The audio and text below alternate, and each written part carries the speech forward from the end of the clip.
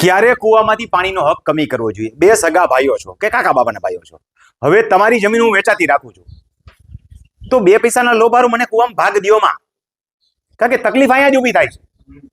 ત્રીજો વ્યક્તિ જ્યારે આવે ને ત્યારે એક તો નવું હલણ કાઢશે, ત્યાંથી હાઈવે નજીક થતો તી બાદ જાય, પાછો પાડોશી ને હાલવા દે, અહીંથી હાલો, ખાલી પાણીથી નથી પતતું, પગે પાણી ઉતારશે. એટલે એનો હક કમી કરી નાખો. શું કરો? એનો હક ને કમી. બે પૈસાના લોભમાં ન જાઓ કે મારી પિયત વાળી જમીન છે, કાલે ભાઈ પાસે પૈસા માંગે, તારો ભાગ 2 લાખ રૂપિયા દે, આમાં મારા બાપનો ભાગ છે, નવો કૂવો કરવા 6 લાખનો થાય, આટલું થોડુંક જાતું આવતું કરો. પણ નહીં કરે ખેડૂત, 100% નહીં કરે, કહું ને તમને, કરી નાખવું જ જોઈએ. ન કરે તો સમજાવજો તમે તમારા બાજુવાળાને કે ભાઈ પાણીનો હક કમી કરીને પછી વેચ જમીન. તો ઘણા ઇસ્યુ પતી જશે, નકર નવા નવા ઘણા ઊભા થશે. તો હક એમને તો કમી નહીં થાય, તમારે હક કમીનું એફિડેવિટ કરવું પડશે. હવે હક કમીનું એફિડેવિટ કોણ કરશે? જેને હક જતો કરવાનો છે એને કરવાનું છે, જેના કૂવામાંથી તમે પાણી લ્યો છો એ, અને પછી પાછું એને રેવન્યુમાં નોંધાવવાનું છે. એની 135 ની નોટિસ બસશે.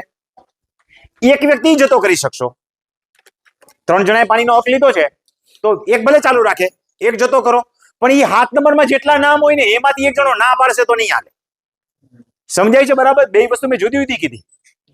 3 7 નંબર છે, એકમાં કૂવો છે, 2 વાળાએ હક લખ્યો છે, એકને હક જતો નથી કરવો, પણ એકને હક જતો કરવો છે. આમાં પછી એને વારસાઈ ચડાવી દીધી છે કે એમાં એના 2 ભાઈઓ છે, બરોબર? બાપના દીકરા થયા ને, દીકરાના બધા 2 ભાઈઓ થયા, એ હક જતો. 2 માંથી એક જણો 135 નોટિસ અટકાવશે, પછી આગળ વધશે નહીં.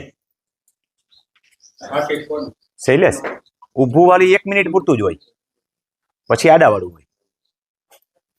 એવું હોય તો પછી ફેરવી નાખવાનું. 1 મિનિટ પૂરો નથી હોય ને તો આડો ફેરવી નાખવાનો. હાલો, તો હક કમી કેવી રીતે કરશું? તો પેલા ઓલો તો એક એફિડેવિટ નોંધાશે.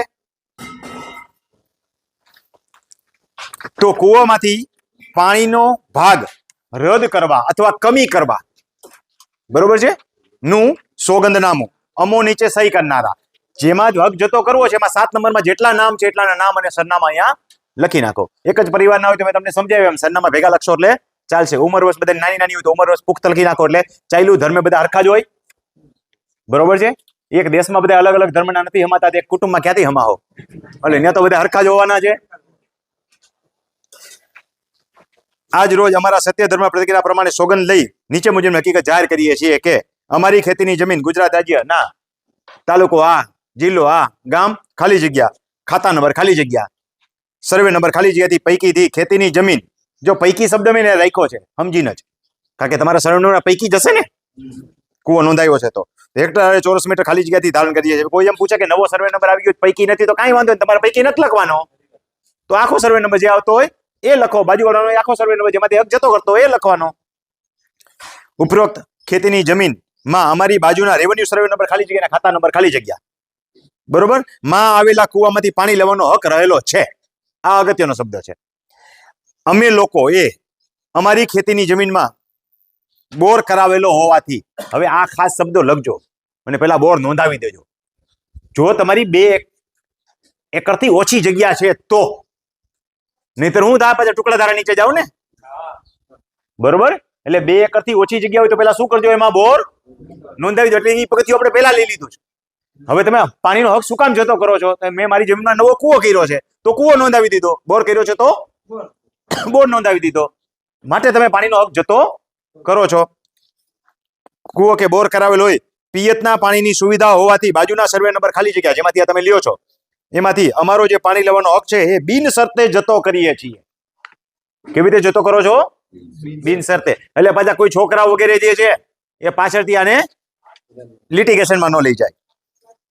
અમારા ખાતામાં આ જમીનમાં આ અંગેની નોંધ કરવા આ સોગંદનામું કરીએ છીએ. બાકી સરખું ખોટું સોગંદનામું કરવું ગુનો બને છે. ઉપરોક્ત ખરી અને સત્ય સોગંદપૂર્વક જાહેર કરું છું.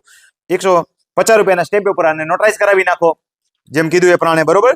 7 નંબર અને 6 નંબર વગેરે જે છે, 6 નંબર તમારે કાઢવું પડશે ને. આનું જે કુવા બોર વાળું નોંધનું છે એ ભેગું દેશો અને 16 નંબરનું પાણી પત્રક દેશો તમારું. હા, ઓલાનું નહીં, કુવા વાળાનું નહીં, તમારું. નોંધ તો બેની સરખી હશે પણ પાણી પત્રક તમારું 16 નંબરનું જુદું હશે.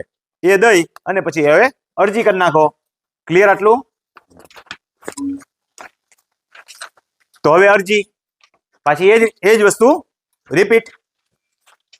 ઉપર નામ, સરનામું, મોબાઈલ નંબર, તારીખ, પ્રતિશ્રી મામલતદાર સાહેબ શ્રી, તાલુકો ખાલી જગ્યા. કુવામાંથી પાણી લેવાનો હક કમી કરવા બાબત. મહેરબાન સાહેબ શ્રી, સવિને 7 નંબર અરજ કરવાની કે અમો અરજદાર ખાલી જગ્યા. એકથી વધારે હોય તો મેં કીધું એમ સરનામાનું લિસ્ટ, નામ સરનામાનું આપી દેવાનું છે. ગામ ખાલી જગ્યા, તાલુકો ખાલી જગ્યા, જિલ્લો ખાલી જગ્યા, ખાતા નંબર ખાલી જગ્યાથી ખેતીની જમીન હેક્ટર ખાલી જગ્યા ધારણ કરીએ છીએ. અમારી આ ખેતીની જમીનમાં કૂવો આવેલો છે. આ સાથે 16 નંબરનું પાણીપત્રક નોંધ રજૂ કરીએ છીએ. ઉપરોક્ત કુવામાંથી શ્રી ખાલી જગ્યા, હવે જેનામાંથી હક કમી કરવાનું છે એ ખાલી જગ્યા 7 નંબર, વ્યક્તિ વધારે જેટલા નામ હોય એટલા.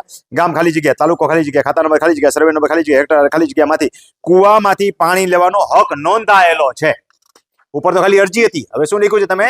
કેમાંથી પાણી લેવાનો હક નોંધાયેલો છે એ અલગથી મેન્શન કર્યું. પરંતુ હવે સર્વે નંબર ખાલી જગ્યા, અહીંયા બધા નામ સરનામા લખીને માલિકોએ સ્વતંત્ર કૂવો અને બોર કરાવેલો હોય. હવે સર્વે નંબર ખાલી જગ્યામાંથી પાણી લેવાનો હક સ્વેચ્છાએ બિન શરતે જતો કરીએ છીએ.